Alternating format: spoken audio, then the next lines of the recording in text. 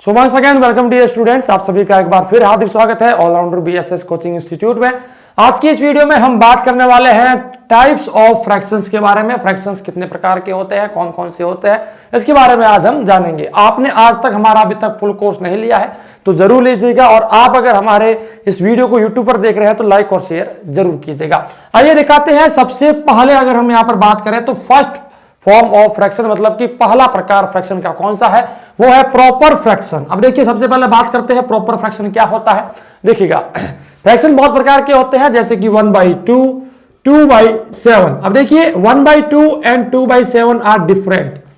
यह एक different fraction है, यह एक डिफरेंट फ्रैक्शन है। इसको हम प्रॉपर फ्रैक्शन कहते हैं और इसको हम इम्प्रॉपर फ्रैक्शन कहते हैं। ओके, सॉरी, ये डिफरेंट नहीं है, इसको हम 7/2 कर देते हैं। चलिए 7/2। सो ये है प्रॉपर फ्रैक्शन, ये है इम्प्रॉपर फ्रैक्शन, तो ये एक डिफरेंस है। अब देखिए प्रॉपर फ्रैक्शन का मतलब क्या होता है, सबसे पहले जानते हैं प्रॉपर फ्रैक्शन का मतलब क्या होता है। देखिएगा, व्हेन, आप इसकी डेफिनेशन लिख सकते हैं, when nominator of a fraction, nominator of a fraction is less than its denominator. If numerator of a fraction is less than its denominator, मतलब कि किसी भी फ्रैक्शन में अगर नोमिनेटर की वैल्यू उसके डेनोमिनेटर से छोटी हो, लो हो, तो उस कंडीशन में उस फ्रैक्शन को हम प्रॉपर फ्रैक्शन कहते हैं। Okay, so what is proper fraction? When the value of numerator of a fraction is less than its denominator, then the fraction is known as proper fraction. Okay, similarly अगर हम improper fraction के बारे में बातचीत करें, so improper fraction is opposite of proper fraction. While in proper fraction, if the numerator of a fraction is less than its denominator, then the fraction is known as proper fraction. But in the improper fraction, it is opposite. Like if the when numerator of a fraction when numerator of a fraction is greater than its denominator, if numerator of a fraction is greater than its denominator, then the fraction is known as improper fraction. जब भी किसी भी fraction में nominator की value उसके denominator से छोटी हो, उस समय उस फ्रैक्शन को इम्प्रॉपर फ्रैक्शन कहा जाता है। फॉर एग्जांपल 7/2, जहां पर क्या है, 7 is greater than 2 because 7 is nominator and 2 is denominator. Okay, चलिए थर्ड हम बात करते हैं मिक्स्ड फ्रैक्शंस। मिक्स्ड फ्रैक्शंस क्या होते हैं? When we convert improper fraction, जब हम इम्प्रॉपर फ्रैक्शन को सॉल्व करते हैं, या फिर a fraction which is having two parts, one part is whole part and second part is fractional part, that fraction is known as improper fraction. For example 1 whole 1/2. So this is a mixed fraction where 1 is whole part, 1 is whole part and 1/2 is fractional part. 1/2 is fractional part. So 1 whole 1/2 is a mixed fraction because 1 is whole part and 1/2 is a fractional part. Okay, यहां पर मैं आपको बता दूं कि 1 whole 1/2 को solve किस प्रकार से किया जाता है। इस 2 को 1 के साथ मल्टीप्लाई किया जाता है, उसमें 1 को जोड़ दिया जाता है, तो 2 into 1 plus 1/2, that is 2 plus 1/2 is equal to 3/2. Okay, so similarly यहां पर मैं आपको बता दूं 1 whole 1/2 को आप 1 plus 1/2 भी लिख सकते हैं, बोथ आर सेम, दोनों का सॉल्यूशन हमें सेम मिलेगा। सो इस चीज को ध्यान रखना, 1 whole 1/2, 7 whole 7/5, समथिंग कुछ भी हो सकता है वहां पर। So these fractions are known as mixed fractions and mixed fractions को इस फॉर्मेट में भी लिखा जा सकता है। चलिए नेक्स्ट हम बात करते हैं कॉम्प्लेक्स फ्रैक्शंस। आइए हम बात करते हैं कॉम्प्लेक्स फ्रैक्शंस के बारे में। अब कॉम्प्लेक्स फ्रैक्शंस क्या होते हैं, मैं इसके बाद आपको बताऊंगा। ये सारे फ्रैक्शंस के बारे में जब मैं आपको बता दूंगा तब मैं आपको बताऊंगा कि फ्रैक्शंस को कन्वर्ट कैसे किया जाता है, मतलब कि जो मिक्स्ड फ्रैक्शन है उसको इम्प्रॉपर में कैसे कन्वर्ट किया जाता है, इम्प्रॉपर फ्रैक्शन को मिक्स्ड फ्रैक्शन में कैसे कन्वर्ट किया जाता है। ऐसे कुछ फ्रैक्शंस है तो उसके बारे में भी मैं आपको बताऊंगा। एंड फिर मैं आपको बताऊंगा फंडामेंटल ऑपरेशंस ऑन फ्रैक्शंस, मतलब कि फ्रैक्शंस को सब्ट्रैक्शन कैसे किया जाता है, मल्टीप्लिकेशन कैसे किया जाता है, डिवाइड कैसे किया जाता है, तो ये सारा कॉन्सेप्ट भी मैं आपको बताऊंगा। लेकिन यहां पर हम बात करते हैं कॉम्प्लेक्स फ्रैक्शन के बारे में। तो कॉम्प्लेक्स फ्रैक्शन क्या होते हैं? जब किसी भी फ्रैक्शन के पास एक से ज्यादा एक से ज्यादा नोमिनेटर हो या फिर डेनोमिनेटर हो। फॉर एग्जाम्पल, या फिर आप कह सकते हो कि कोई भी फ्रैक्शन, मतलब कि किसी भी फ्रैक्शन का नोमिनेटर या फिर डेनोमिनेटर एक फ्रैक्शन हो, व्हेन नोमिनेटर और denominator of a fraction is a fraction itself. कहने का मतलब यह है कि जब भी किसी फ्रैक्शन के अंदर उसका जो नोमिनेटर होता है या फिर जो डेनोमिनेटर होता है वो खुद एक फ्रैक्शन होता है। For example 1 divide by 2/4। So here, यहां पर क्या है, यह बड़ी लाइन है, यह छोटी लाइन है। तो ये बड़ी लाइन दिखाती है कि ऊपर वाला पार्ट कुछ और है, नीचे वाला पार्ट कुछ और है। तो ये 1 जो है यह इसका नोमिनेटर है, एंड इस फ्रैक्शन का ये 2/4 जो है ये क्या है, डेनोमिनेटर है। सो ऐसे जो फ्रैक्शंस होते हैं इनको हम कॉम्प्लेक्स फ्रैक्शन कहते हैं। क्या कहते हैं? कॉम्प्लेक्स फ्रैक्शन कहते हैं, क्योंकि इनके अंदर क्या होता है कि नोमिनेटर या फिर डेनोमिनेटर खुद एक फ्रैक्शन होते हैं। चलिए, इसके बाद अगर मैं बात करूं यहां पर तो आपको बताऊं, फॉर एग्जांपल यहां पर यह भी हो सकता है 7 अपॉन या फिर 7/2/4। सो it is also a complex fraction. इसको भी एक कॉम्प्लेक्स फ्रैक्शन कहा जाता है, क्योंकि 7/2 is nominator and 4 is denominator. Okay, चलिए, कॉम्प्लेक्स फ्रैक्शन के बाद हम बात करते हैं कंटिन्यूड फ्रैक्शन, जो कि दो प्रकार के होते हैं, finite continued fraction and infinite continued fraction. अब देखिए, कंटिन्यूड फ्रैक्शन क्या होता है, सबसे पहले वो जानते हैं कि what is continued fraction. So continued fraction,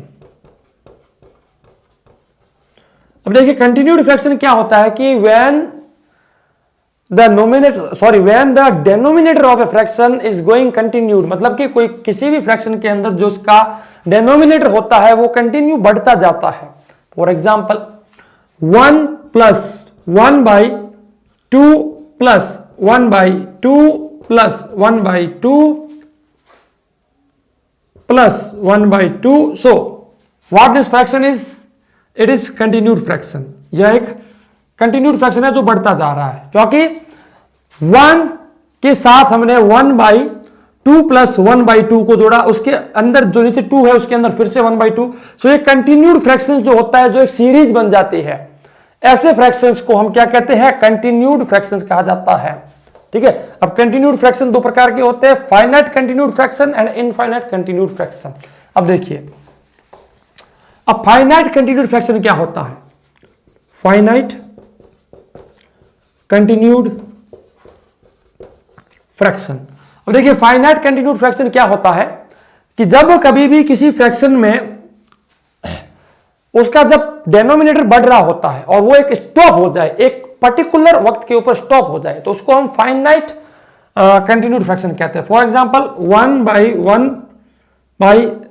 plus 1/2 plus 3/4 plus 5। अब देखिए जैसे कि ये यहां पर रुक चुका है, ये 5 के ऊपर स्टॉप हो चुका है।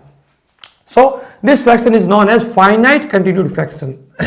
This fraction is known as finite continued fraction.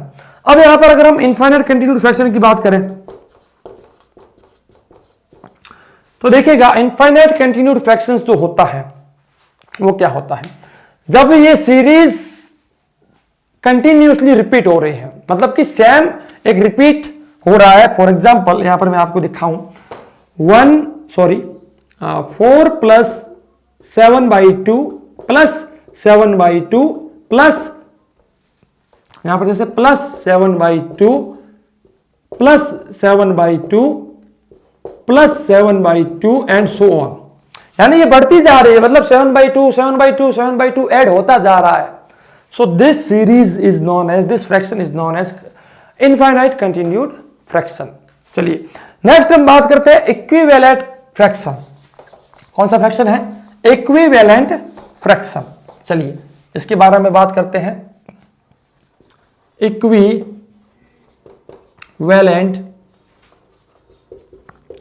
Fraction, अब ये क्या होता है, देखिएगा, जब भी किसी फ्रैक्शन को सॉल्व करने के बाद जब दो या दो से ज्यादा फ्रैक्शंस, व्हेन टू और more than two fractions become sold, मतलब जैसे कि 11/7, 22/14, 33 ये हो गया। मान लीजिए ये फ्रैक्शंस हमें दिए गए हैं, ठीक है। सो 11/7 ये फाइनल सॉल्यूशन है। अब इसको और आगे सॉल्व नहीं किया जा सकता, ठीक है। So 11/7 is equal to 11/7। अब इसको हम सॉल्व कर सकते हैं। 22 divide by 2 is 11, 14 divide by 2 is 7, so it is 11/7। 33 divide by 3 is equal to 11 and 21 divide by 3 is equal to 7, so 11/7। So देखिए यहां पर 11/7 था, वो फिर से 11/7 रहा। 22/14 जब इसको सॉल्व किया तो फिर से हमें वही मिला, एंड 33/21 इज इक्वल टू 11/7। सो इन सभी फ्रैक्शंस का जो सॉल्यूशन है, जो रिजल्टेंट है, वो हमें 11/7 ही मिल रहा है। So all these fractions are equivalent, यानी कि जो इक्वल है, इक्वलिटी को शो अप कर रहे हैं। तो इन फ्रैक्शंस को हम इक्विवेलेंट फ्रैक्शंस कहते हैं, जो कि जिनके सॉल्यूशन के बाद हमें वही फ्रैक्शन यानी कि सिमिलर फ्रैक्शंस, इक्वल फ्रैक्शंस देखने को मिले।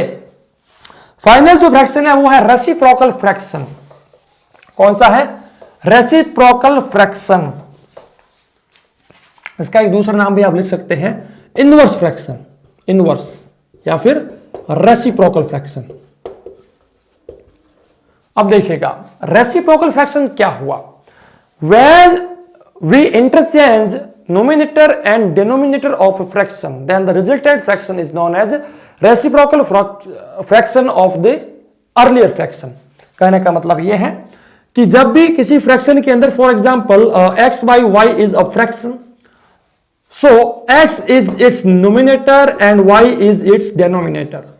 When we interchange both numerator and denominator to each other, for example, we take numerator as y and denominator as x, तो क्या मिला हमारे को? y by x. So y by x is reciprocal fraction of x by y and x by y is reciprocal fraction of y by x. Both are reciprocal fractions of each other.